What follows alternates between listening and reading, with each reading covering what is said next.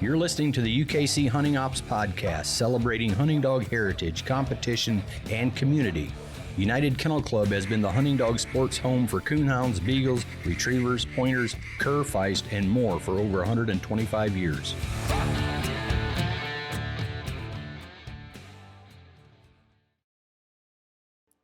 Hey everyone, welcome to another episode of the Hunting Ops Podcast. I'm Alan Gingrich along with Trevor Wade, Coonhound Program Manager. How are you, Trevor? Hey, I'm doing pretty good. How are you doing today? Yeah, well, you've been down in Tennessee, I guess, again with your, you went to a baseball game down there, I saw. Yeah, it was my oldest daughter's in kindergarten now. It was her spring break, so we went down there and we did the zoo one day. We went to the Tennessee baseball game one day, and then to cap it off on Friday evening, we headed to Pigeon Forge and got a cabin for a couple nights. So it was a good week. I bet they had a lot of fun with that. Oh, yeah, they're still talking about it. Yeah, a little bit of travel back and forth there. But, yeah, back in the office here. So, yeah, it's good to have you back here again today. It's really nice to be able to do one face-to-face and not fight the technical difficulties that you get doing it remote sometimes. So good to be back in here. Yeah, heck yeah. So you're in here working on some stuff, getting some things ready for the Tournament of Champions you have for coonhounds going on. We got the same thing for Clash of Champions for the Beagles, which is kind of a lot of similarities there.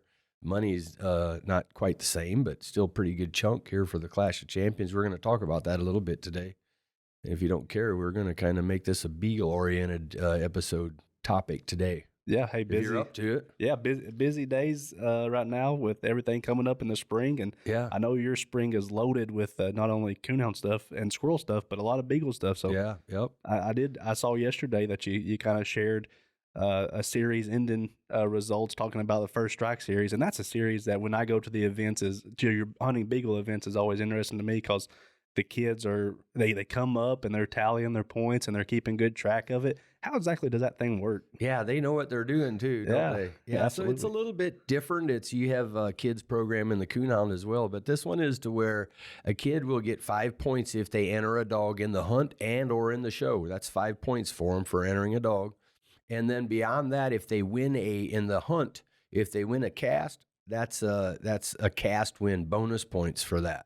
So there's 5 points there, and then there's 10 points for winning a cast. So they could technically, a lot of our Beagle events have double headers. So 2 events. So they can enter up to 2 dogs in a day and get points, for hunting 2 different dogs. And then the same thing with shows is if they 5 points for entering the show, and then if they win one of the categories, whether it be best male, registered female, or champion male or champion female grand, what have you, that's also 10 bonus points. So there they can get another 15, so a total of 15 points total. And there again, they can show up to 2 dogs. But the one thing that's a little bit unique is that the kids have learned that they need to do both to be competitive with about anybody, hunt and show both, and they have been doing that. Yeah. So accumulate. If there's a show on the day of, get your dogs in the show, and add those points to it. Otherwise, it's hard to keep up for somebody that's just doing the hunt only. Yeah.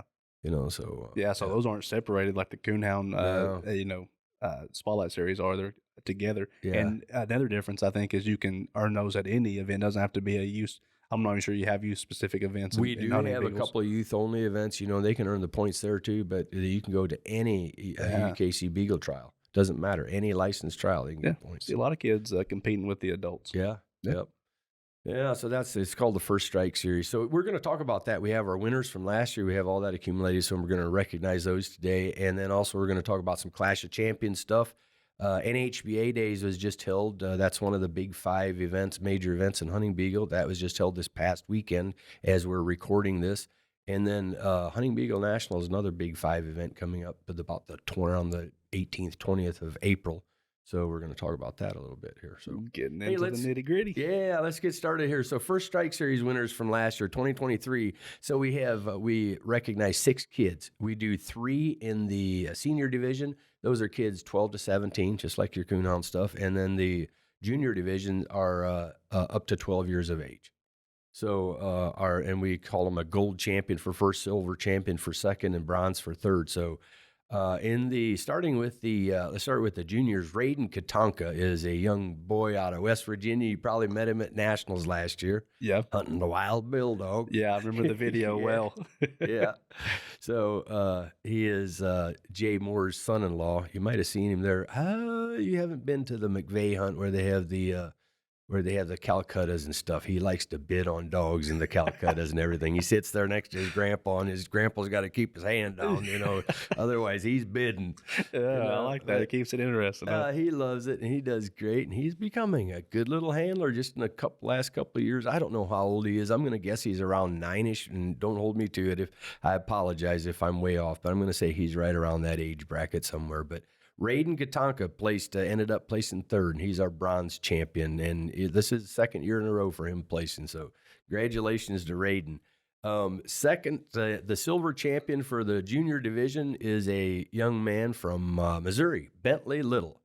He is also his second year in a row, and he is buddies with Braxton Owens' kids, okay. Bailey and Eric Owens' kid out there, and they've got this little competition going, and they held up the junior series out there and did very well. So Bentley ended up second here. So yeah, congratulations to Bentley. And then Braxton Owens, he's been doing it now for probably 4 or 5 years, handling dogs. And he is just, some of these little guys, they're whippersnappers. Yeah. Braxton is one of those, good at it, knows his dog and knows the rules, and he is going to be the first place in the junior division gold champion, Braxton Owens. Yeah. Also from Missouri. So congratulations to those three. So moving on to the senior division, in third place winner this last year, bronze champion, was a young lady who's now been in about her second year in UKC, where she's come along. And last year at NHBA Days was the first time I met her. I actually drew out with Julie and a little bobtailed dog she called Smoke.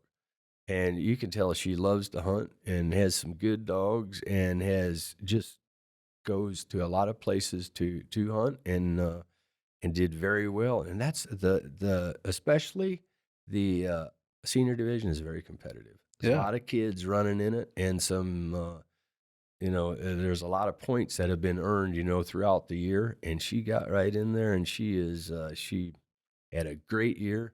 Congratulations to Julie. She ended up with a third place overall bronze champion this year. Brock Butler ended up second, silver champion. He's from Homer, Michigan. You've probably heard us talking about him. We've had him on here, had him and Roy Swafford on, I think, a year and a half ago, a couple of years ago here on the podcast. Brock Butler, I think we can still say there is no kid in UKC that has done more winning than has Brock Butler. He's been doing it for a good number of years now, and he's going to get close. He's probably close to time aging out now, but he's come up through the series and he can hang with any of the big boys. He knows the rules. He knows his dogs. He hunts a lot, and he's a competitor. Not just that, not just here, but school, whatever it is. He's competitive. He's a good kid, a good dog man, he's won this about every time. I think this is about the only time he hasn't been the first place winner, but probably doesn't put as much effort into it. And quite frankly, he probably didn't record all of his points this year. I doubt it. I know he didn't every one of them, but nevertheless, he's our silver champion. So congratulations to Brock again. He's always in the running. Doesn't matter if it's in a series, whether it's this one, NHBA series, or he's always a contender to win any event too. Yeah. Just because he's a teenager doesn't. He's always in contention, seems like. But congratulations to Brock. Emmett Whipke from Pennsylvania. This is his first year winning, and he's kind of come along in the last 3 years now, I'd say. And also drew him several years ago. And the first time I met him, and same thing, good dog man. He goes to a lot of events. He's ate up with hunting, loves competing, loves going to trials. And man, he's got some good dogs. His dad and his parents got him some good dogs to hunt. And he's same thing, also a good dog man. And it's He rose to the occasion this year and got it done. He's our gold champion, Emmett Whipke. I'd say he's probably around 15, 16 years old. Yeah.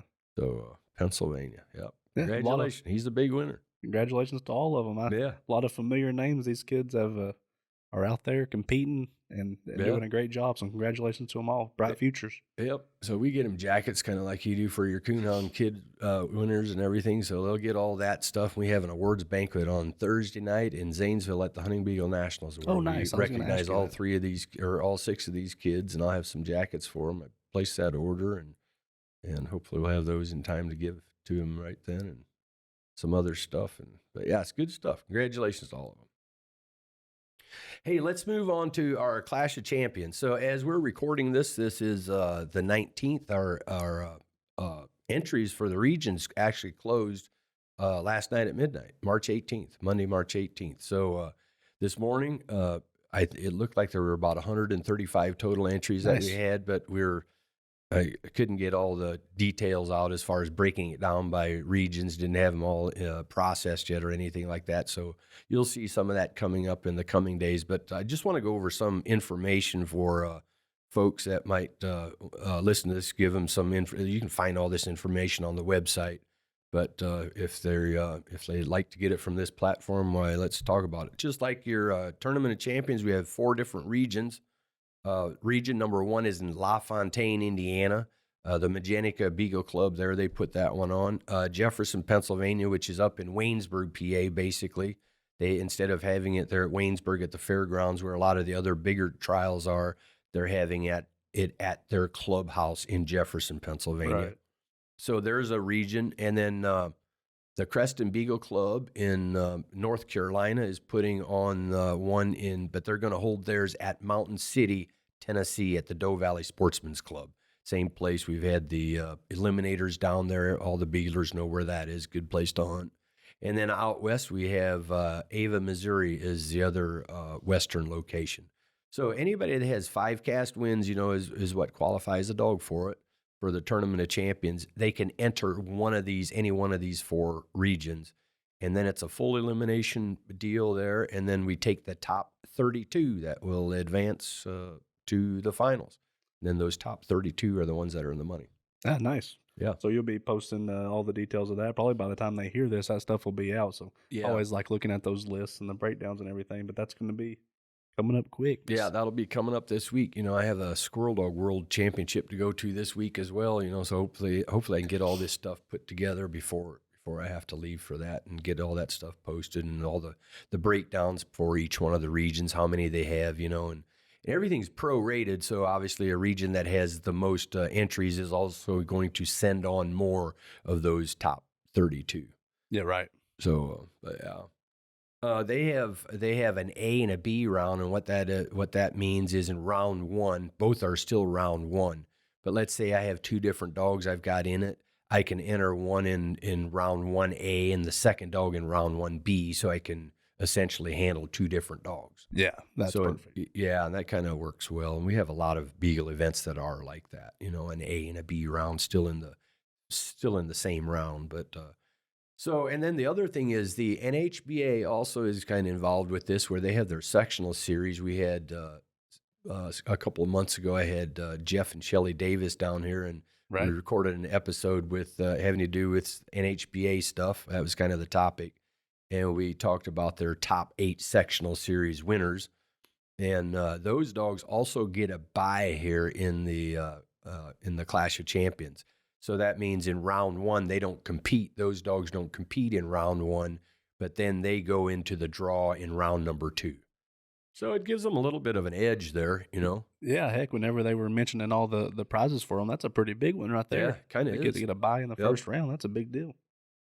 Mm-hmm. Then this is under, you said, the full elimination format type deal, and we've talked about it a little bit on there. I guess you want to touch on that a little bit? Yeah, full elimination is just what it sounds like, you know, just what you're used to too. You get beat, you're in until you're beat or whatever. Right. And then even in the end, then you kind of place the number of dogs that are going to move on from each region. But that's how you determine those top placements, and who's going to go and such. All of them are going to be 90-minute hunts. Championship points or wins are awarded to first round cast winners, and plus points are not required here to move on or to get a championship win. But yeah, there again, 32 dogs, total dogs will advance from the 4 combined regions that will advance to the finals. Yeah, full elimination here starts all the way back in the regions. So yep, it does. Yep. That's a good deal for those guys. Yeah. So moving on to the finals. The finals will then, with the top 32 that advance on, that will be held on the weekend of the Nationals, the Thursday of the Nationals. So in Zanesville, Ohio is where that's going to happen. At the Muskingum County Fairgrounds is where we have that. Those that make it there, they need to be there by 7 a.m. And I'll also mention the regions that they also have a deadline of 7 a.m. for round 1A and 11 a.m. for round B. I didn't mention that, but but the same thing at the finals, 7 a.m. at the grounds. If you're one of the 32, you want to be there Thursday morning at Zanesville at the fairgrounds, 7 a.m. We'll draw those top 32 there in 8 casts, 8 4-dog casts. And then everybody's going to move to the field from there. We're going to go out to one of the government hunting grounds out there, and everybody's going to stay out there. We did it last year like that. Worked great. Yeah, last couple of years actually. Save a lot of time, really, that way. Yeah, and stay down there. So that will make for 3 rounds in the finals. So the first round is 8 casts of 4-dog casts. And then those 8 cast winners will come back we'll have a meeting spot there where everybody meets out there. And then we will redraw those 8 dogs into 4 heads-up casts. Okay. In other words, 4 2-dog casts. So, and then they will go out, and those winners will then we'll be down to 4 after that. And that'll be the third and final cast. It'll be another 4-dog final cast. So fun for the big money then. Yeah. Remember last year you were out there too, but it got a little warm on Thursday during the day, just as it were that day. Yeah, I didn't get there till Thursday evening, so I kind of missed the fun on Thursday. Yeah, that's right. You kind of did. Missed the good stuff. Yeah, so the middle of the day was a little bit tough for them last year, but I remember then in the finals, boy, they pounded again in the finals in the afternoon on Thursday there. Yeah. So, I don't want to step out of pocket here, but then last year, didn't you guys have some different kind of food out there for the contestants? Yeah, we did. In the morning, we'll have some coffee and some breakfast stuff out at the fairgrounds on Thursday morning for the hunters at the fairgrounds and everything, and then we'll have some water, snacks, drinks, and all snacks and that kind of stuff out in the field as well. Awesome. For them. They can come up to it's just a good way of doing it, really, and I don't know what we'll do if it rains or whatever. One of these days, we can't always be lucky and not run into rain, but we'll make up some kind of shelter or get some shelter, But it's worked pretty good. So it's an exciting time here with this Clash of Champions, and the payout here, $35,000 is what we pay out. Yeah. So we have the same structure as the way the TOC set up for coonhounds. Basically, the top 32 are the ones going to get in the money. If they're in the finals, they're going to be in the money. The least they're going to make is win or lose, or at least they're going to make is $500. Yeah, there you go. So after I mentioned the first 32, our first round, they're drawn into 8 casts. So that means there's going to be 24 non-winners after that first round.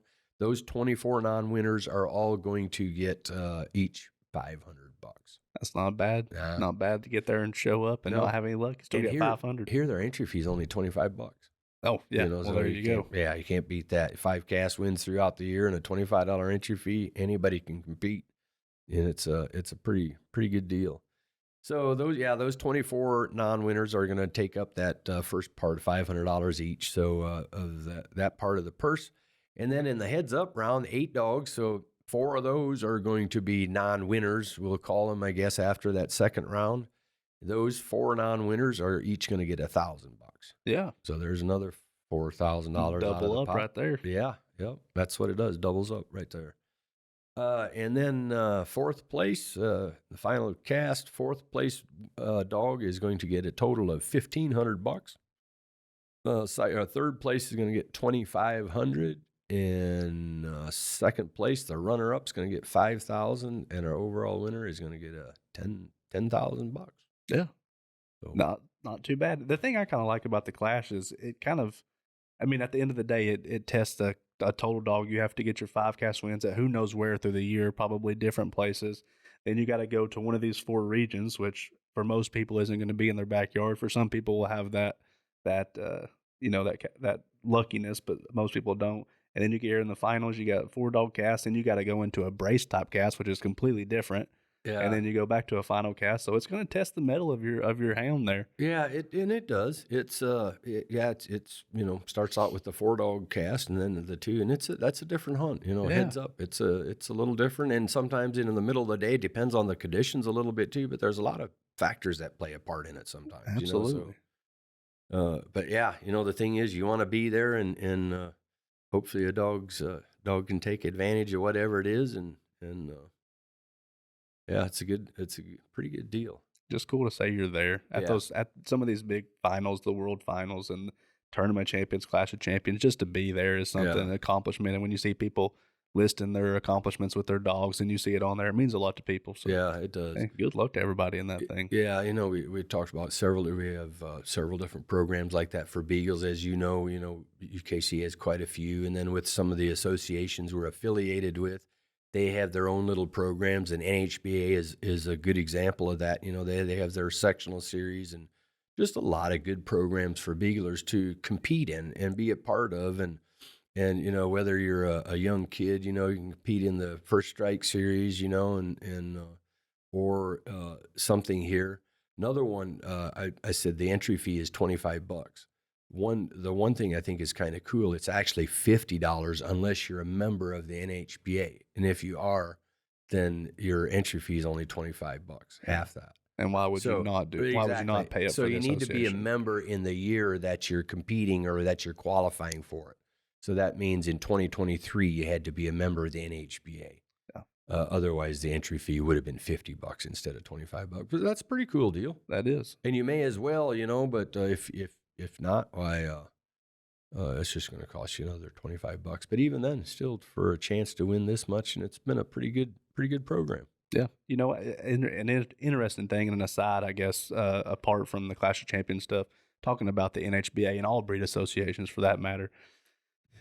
We've talked about them a lot on here. We've had a lot of our coonhound breed associations. You've had Jeff and Shelly on here not too long ago to talk about NHBA, and a lot of times when I'm interviewing, I'm like, well, what does the hunter get for joining the association? And I can't remember who it was. I wish I did.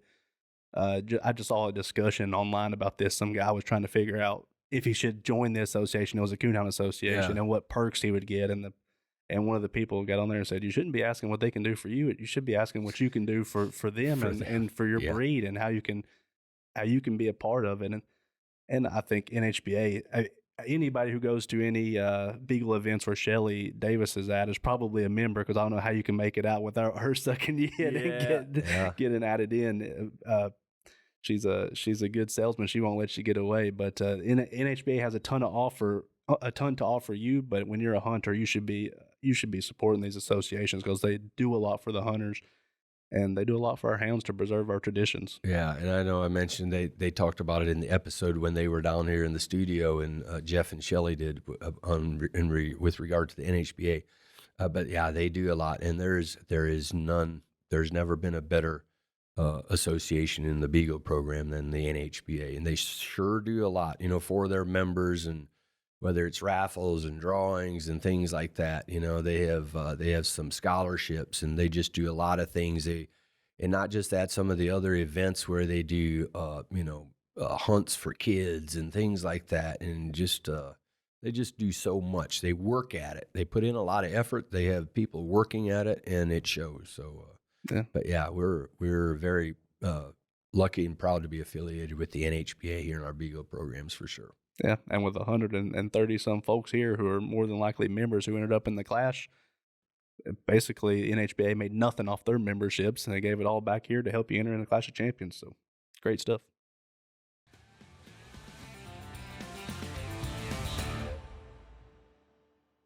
Alan, I know we both have new Dogtra Pathfinder 2s. How are you liking yours so far? I'm liking it. I've even had the opportunity now to use mine where I didn't have service, where I download the map of that area, and it works flawlessly. Love it. I agree. I really like my Dogtra Pathfinder 2 as well. I've used it quite a bit the past few months. I really like the crystal clear maps. I like that it doesn't lose service very much, and I don't have many bad things to say about it at all. Dogtra Pathfinder 2, the official GPS collar partner of UKC.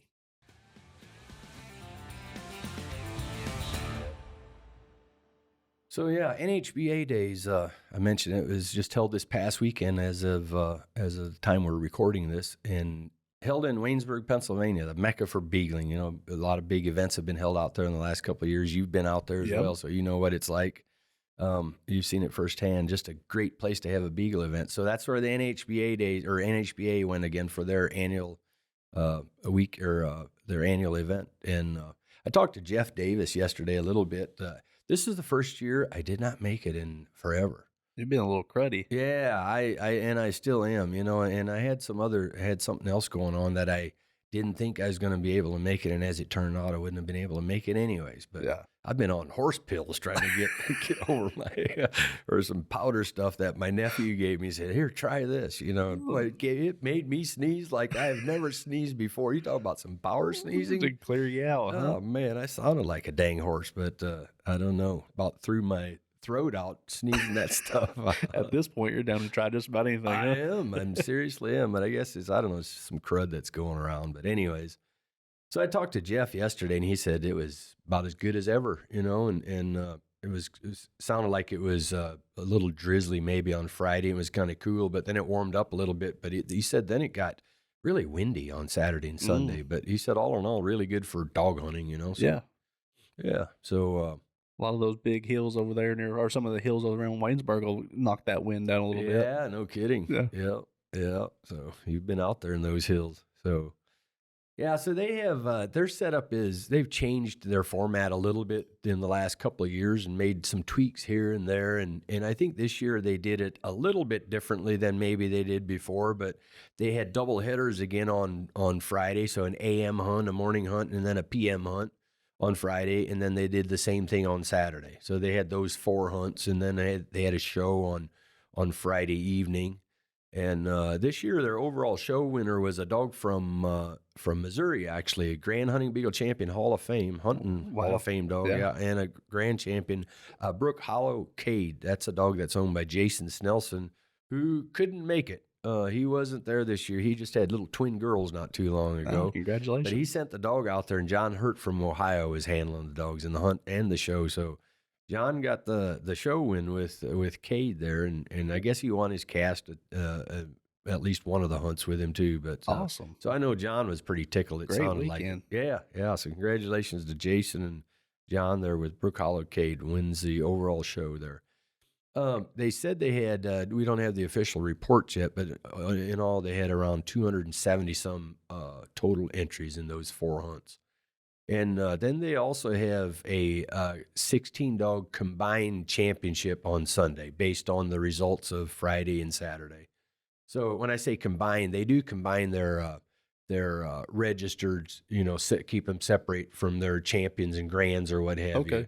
So they have the 3 different categories that they compete in on Friday and Saturday. But then as far as on each day, they take 4 dogs after each day. After Friday's 2 hunts, they'll take 4 dogs that are going to advance to Sunday's championship, and they go by double cast winners first. Okay. And if they didn't have 4 double cast winners, they go by the single high score to get in. So I think most everybody got in on a double cast win at least. There might have been one. Jeff said that he wasn't sure, but maybe one got in on a single cast win each day. So after 2 days, that's obviously 8 dogs that get in, and then the other 8 that are made up of double cast winners again. Wild cards, kind of a wild card, and that might be a double cast win, or maybe a dog got a cast win on Friday morning's hunt, and then not Friday evening, but then got one on Saturday, either in the morning or in the evening, one more. So and wasn't in yet, so. There's a couple different ways you can get in, but they take them in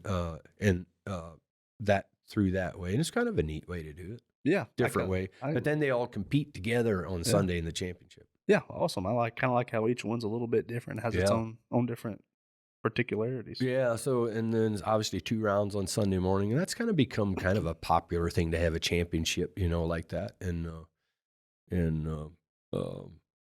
it works pretty well, really. So this year, their final cast, I want to recognize those that the top 4 that won their semi cast was one was Sampson's. This is a Grand Hunting Beagle Champion too. Sampson's 10-mile Blue Trixie. That's a blue tick female owned by Roy Sampson of West Virginia. This little dog has done, ever since she was a young dog, she has been in the hunt. She's a tough little female. She's been in a lot of finals, and not surprising to see her and Roy there. And so she was in it. Blue Trixie, 12-mile or 10-mile Blue Trixie. Hunting Beagle champion H&H Big Meadows Black Hicks, Keaton Hamburger and Roger Hanning from Pennsylvania. They had Hicks as a young dog they had in there. Roger Hanning is actually, you might recognize that name from some coonhound. He used to run some coonhound stuff. Yeah. And most of the dogs a lot of the dogs that he had, other guys were hunting for him, but he had the same thing with some Beagles, so. Is this the dog that Keaton made a run with at the World this past year, or is it a different dog? Yeah, I think it's a different dog. I was thinking different dog. I think it's a different dog, but yeah. And then last year's champion, Grand Hunting Beagle champion, Velkamp and McCombs Dude, the dog out of Michigan owned by DJ McCombs. He won the whole thing last year, and he's back in the finals again. That's a familiar name for coon hunters. Yeah, yeah. And then there's another dog that was not familiar with, Two Peas Bugs Bunny, another dog out of Michigan, owned by Nick. Excuse me I'm not going to pronounce this correctly. Perfresny, I think, something like that, Nick. So I apologize, Nick, but congratulations, Two Peas Bugs Bunny in there. So West Virginia, Pennsylvania, two dogs out of Michigan made the final cast. And then, as it was Big Meadows Black Hicks. Keaton Hamburger ended up winning the whole thing. Awesome, congratulations. Yeah. So Hicks has a 2021 birthday, and he is sired by Logan Elm Black Butcher, and that's a dog that is well known, has sired a lot of nice beagle hounds. And then the dam is Licking River Gypsy. That's Big Meadows Black Hicks. So congratulations to Keaton, and he's just a good guy too, and has good hounds, and had dogs in the junior races and some things like that in the last several years. So, yeah, good to see him win. He was due for a big win like this. 2024 NHBA Days champion. Yep, absolutely. So, congratulations to them. Good job. So, congratulations to all the winners. And they have, the NHBA has all those, their cast winners and all that posted on their Facebook page. And you can go to that just by searching National Hunting Beagle Association. Yeah. Well, you always mention the big five. You got Eliminators are done, NHBA Days are done, so now it's Hunting Beagle Nationals time, huh? It is. That's I always like the NHBA Days because that's one I could kind of sit back and sometimes hunt too. And like I mentioned, I missed it this year, but yeah. Then the next one, right, a month later, that's here comes Hunting Beagle Nationals. Then that's UKC's event. So April 19th through the 21st this year. And it got moved back a week basically now. So, and we want to keep it on this weekend. It's going to happen again at the Muskingum County Fairgrounds in Zanesville, Ohio. So, yeah, we have a lot going on at the Nationals. We have I mentioned the Clash of Champions finals on Thursday. That's going to happen there. Thursday night we have an awards banquet where we recognize our First Strike Series winners, and we'll also recognize, obviously, our Clash winners. We'll have all that. As far as our regional winners, there's some awards for the regional winners we'll pass out there. We'll have 4 different license hunts throughout the weekend, 2 on Friday, AM and a PM, and same thing Saturday. We'll have a bench show, a regular license bench show, where we'll crown a national champion in the Grand Hunting Beagle division. We'll have a kids bench show. We'll also have jackpots. 3 national titles are awarded. Those 3 are the Grand Hunting Beagle division. The hunt winner there is going to get a hunt title, National Hunting Beagle champion. And then same thing in the show portion of it, in the Grand Champion division. That dog gets a title there. And the third one is our junior national champion, or like a derby. Yeah. So, that's a little different this year, right? Last year, I remember juniors could only hunt on Friday. That's right. So any dog can participate in no more than 2 of the 4 hunts. And it doesn't matter whether it's any one of the 2 on Friday or any one of the 2 on Saturday, or whatever combination they want to. And when you enter, you're not actually going to enter a dog. We do advanced entries, but they're actually reservations. Right. You get a reservation, and if you have a reservation in Friday morning's hunt or more, you come up and you enter a dog then. Yeah. You decide what dog you're going to hunt, and that kind of works well. In the past, we always entered a dog. Yeah. So honestly, being a part of that of this process last year when I got to go to Hunting Beagle Nationals, and then just we have a list there of who the reservations are. They tell us a reservation, we'll mark them off, put their dog's UKC number in there, and we don't have to deal with changes. Changes are such a pain when you got dogs coming in season or you're moving up categories, and it was plumb easy. I liked it. And the guys don't have to fill out an entry form either. Now we can do it in the system. Our system's set up to where they just come up, bring your easy entry card with you. Yes. Give us your easy entry card, and that's the quickest way for us to do it. We'll enter the dog in the system, ask you who the handler is, and boom, you're going to be good to go. We'll print the labels. You don't even have to fill anything out, but it's that simple. But you mentioned the one thing that's different, Junior National Championship. Yeah, we had before where we had the juniors. If you're running in the junior division, a junior dog, and that has to be a dog that has a birth date of May 1st, 2022 or after to be eligible this year, to be eligible for it. It has to, it has to be registered. And but before, up until this year, this is now the third year we're doing it. And we've just seen such an increase in interest in this junior program that we have changed it to where on Friday, we used to make the juniors they had to hunt Friday, and those 2 hunts on Friday, and that was it, not Saturday. Now we've opened it up to any one of the 4. Yeah. So now we'll basically have 4 categories. So you have your grand champion dogs in one category. You'll have your champion dogs in another category. You'll have your open registered dogs in a third category. And the 4th category is going to be these junior dogs. And some of these juniors may already have a title on it. But if you're hunting in the junior division, it doesn't matter. They're all going to draw out together, regardless if they have a title or not. And then you're a top 16 from each of those 4 categories are advancing to Sunday. That's the other new thing. Before we only had the top 4 juniors advance to Saturday or Sunday morning in the championship. We're going to do 16 there. Yeah.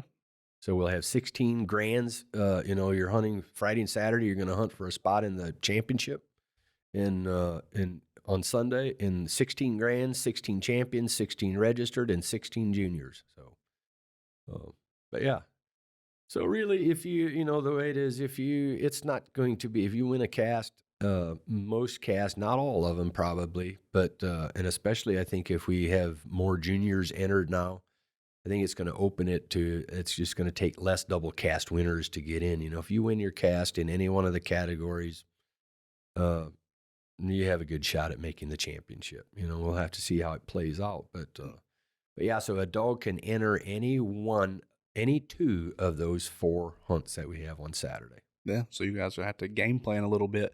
So you still have the 120 dog caps on here. You got pre-entries are open now. Pre-entries are open. Reservations are open now on our UKC website to get a reservation, and they will be open until it's capped. You mentioned the 120. We cap it at 120 entries per hunt. So that means Friday AM is once 120, it hits 120, It's going to be closed. You can't get an entry there anymore. Same with Friday's PM hunt, and then the same thing for the 2 events on Saturday. That makes it easy on the guide coordinators for sure. It does. So last year, I think the Friday's hunt filled up. I think 3 of the 4 were filled up before we went to national. That's right. The other one wasn't very short at all. Just 6 or 7 dogs. Yeah, just short 6 or 7 on Saturday evening, So, but, hey, the best thing I can tell guys is, to make sure you have a reservation, be sure you get one. Just get yourself a reservation, get entered, The other thing, we've made it very more customer friendly. And let's say, for instance, I have a reservation that I can't use. You don't, if I can sell this or I can give it to somebody else, and it doesn't even have to be a dog that I own at all. Right. That wasn't the case a couple of years ago. But now it's just, if you come up, you say you have Alan Gingrich's, you're taking Alan Gingrich's entry, that's fine. We trust that you've got that worked out with Alan, and all's good. We're going to put you in his slot. Nice. Yeah. Well, you talked so it's about very customer friendly. Yeah. So you can transfer entries like that, or you're saying you can use their reservations. If the entries don't fill, are there walk-up entries as well for the hunt, or there will be if they don't fill. They're going to close at some point before before the event date. I think it's on Thursday night. I think. Don't hold me to it when you can't get a reservation anymore. Okay. And in the event there turns out to be any openings left that 120 that weren't taken, then we would do a walk-up. But then it's going to be based on first come first serve. Right. But the best way to do is just get your reservation now and don't have to worry about it. So, yeah. So, hey, 60-minute hunt or 90-minute hunts on Friday, 2 hunts, and Saturdays, 2 hunts. Those are all 90-minute hunts. And then Sunday's championship, the semifinals, and the final cast for each one of those 4 categories are all 60 minutes, 60-minute hunts. And, championship points are available just like any other cast win. And matter of fact, we also give cast wins on Sunday in the championship. Oh, nice. Yep. Yeah, and I know we talk about it a lot for Autumn Oaks. It may be kind of geared for grands because of the national championship titles that are given out, but there'll be a lot of prizes for champions and registered division winners as well. Yep. So the awards are a little bit different than instead of like a top 10 that we used to have sometimes in registered, top 5 and champions and 4 and grands or whatever. Now it's those 4 categories that we talked about, the juniors, the grands and the champions and the registered. The top 4 are all those are the ones that are going to get awards on Sunday. So after the hunt's over, they come back, and those are the ones that get some pretty good awards packages for the top 4 in each category. So, yep, Nationals. It's a fun weekend, pretty relaxed, and for the most part, and like I mentioned, we'll also have a show. I may not have mentioned that yet, but we'll also have a show on Saturday, and that's just a walk-up entry. You don't have to have a reservation for it, but that's a $20 entry fee. Deadline is going to be Saturday at noon, and the show will start right soon, hopefully about 12:15 p.m. Then we'll also have a kids' bench show right after the regular show, and we can do that before we start taking entries, at 3 o'clock in the afternoon for the PM hunt and such. But I just nailed down the judge for the Nationals this year, so I know a lot of folks. One of the top competitors in our major shows is always Angie Vandergrift. Seems to always have you got to get past Angie if you're going to win a show, it seems like. But this year she is not showing, so she's going to be judging this year. She's on the other side of the bench this year. Angie Vandergrift will be judging the show on Saturday. Yep. So I just got that nailed down yesterday. So it worked out that I could make that announcement here today. Awesome. So yeah, that'll be good. Yeah. So. Hey, the other thing I mentioned a jackpot. Jackpot is so that one is sometimes we have Calcuttas, and we're not going to take time to stop and do Calcutta, the dogs and this and that, but we do have a jackpot. I think it's $10. I can put my dog in the jackpot in each one of the hunts or what have you. And then anybody that is in the jackpot, all cast winners who were in the jackpot, they get pulled out and put in a drawing, and we take whatever money was in for each one of those hunts, and we do 4 drawings in the jackpot. Works pretty well. I want to say last year, it was like wasn't it around $150, $200 for each one of them or something like that? Like it. I don't remember the exact amount. Pretty good little chunk. Worth the $10 absolutely is gamble. Worth the $10. Yeah, heck yeah. So yeah, and if you didn't put your dog in, you were a cast winner. Well, you just don't get in. No faith. No. Yeah.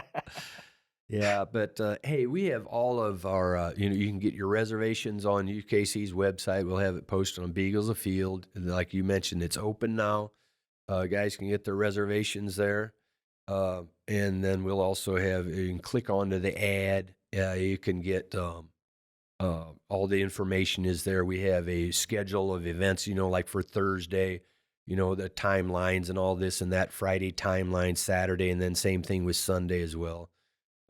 Come out there, be out there Thursday evening for the banquet, a free dinner that UKC provides in Eukanuba. And it's just, the Nationals is always just a good time. Yeah, it's a big reunion. Lots of good food, lots of good fellowship, and some good dog work. Yep, and a good place to have it as well. So looking forward to it again. Camping. I just kind of popped up. I had somebody called about camping yesterday. We'll have something posted on our Beagles Afield as far as camping goes. That is done through the fairgrounds. It's not done through UKC, so they'll have to contact the grounds there. But we'll have a phone number posted for folks that want to camp. And we get quite a few campers. There's plenty of hookups and all that kind of stuff for people to camp. They're right there on the grounds. So, yeah. Looking forward to it. Yeah, going to be a fun weekend, looks like. Yeah, so... All right, well, hey, let's kind of wrap it up, I guess, or that kind of wraps it up. That's about all I have, I guess, for this episode. But, hey, appreciate you sitting down here with me and talking some Beagle stuff today.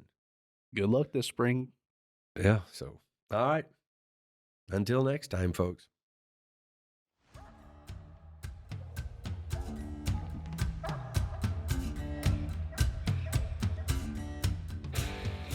Thank you for listening to the UKC Hunting Ops Podcast.